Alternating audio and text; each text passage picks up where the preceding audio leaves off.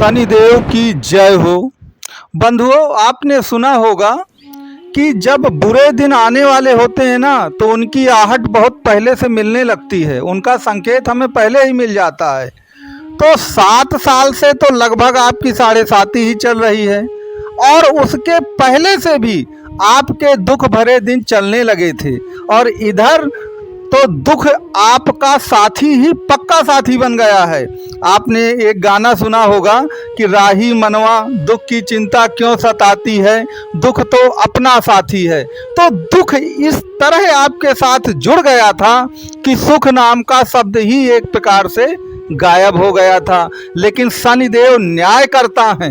यदि वह किसी को दुख देते हैं, अगर उन्होंने पिछले 1 दशक से आपको दुख ही दुख दिया है, तो अब आने वाले 3 दशक तक आपको सुख ही सुख देंगे। और याद रखिए, सुख के दिनों की वो आहट जो है, उसके जबरदस्त संकेत जो हैं बदलाव के, वह अभी से नजर आने लगे हैं। तो अगर आप मकर राशि के हैं, तो आपके जीवन में ऐसे कौन से अब जबरदस्त बदलाव होंगे, आपके जीवन में कौन सा ऐसा कायाकल्प होगा, उसी की चर्चा आज के इस वीडियो में हम करेंगे।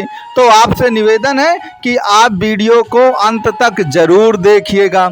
मित्रों, आपको मालूम है कि शनि न्याय करता है, लेकिन आपको मालूम है कि जब दुख के दिन आने होते हैं ना, तो कहते हैं कि बुद्धि पहले भ्रष्ट हो जाती है। ठीक है, आपने कहावत सुनी होगी कि जिसको प्रभु दारुण दुख दीन्हा, वही के मति पहले हर लीन्हा। अर्थात जिसको दुख देना होता है ना, उसकी जो मति बुद्धि है ना, भगवान पहले ही खराब कर देता है। तो आपकी बुद्धि सबसे ज्यादा किसने खराब की है?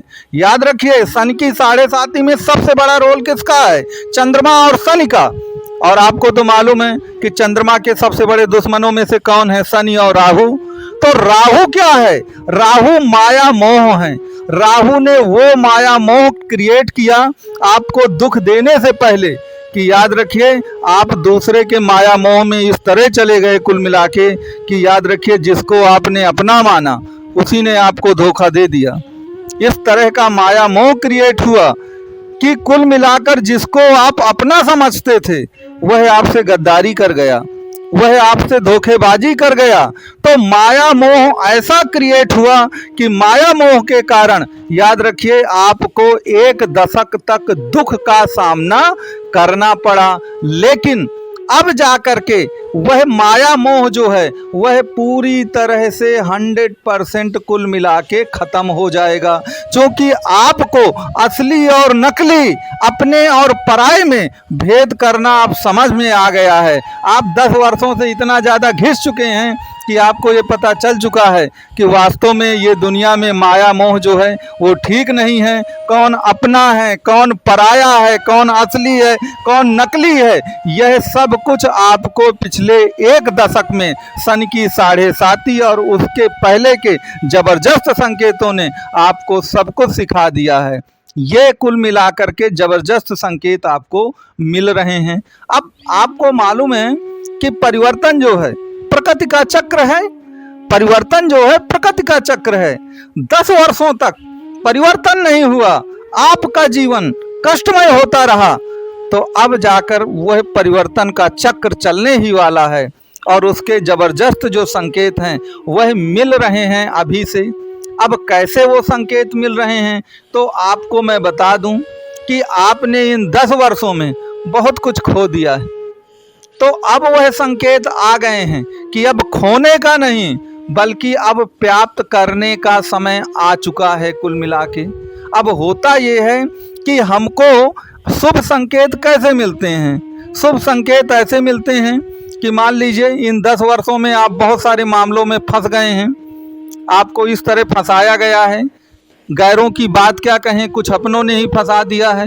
बहुत सारे लोग तो ऐसे हैं जो वैवाहिक जीवन के कारण कोर्ट कचहरी के चक्कर काट रहे हैं। तो लेकिन आप यहाँ पर एक बात याद रखिएगा कि शनि न्याय का कारक है। अगर पति पत्नी के बीच कोई विवाद हुआ है और वह विवाद कोर्ट में चला गया है, तो जो व्यक्ति सही होगा, याद रखे, शनि उसके साथ न्याय करेंगे।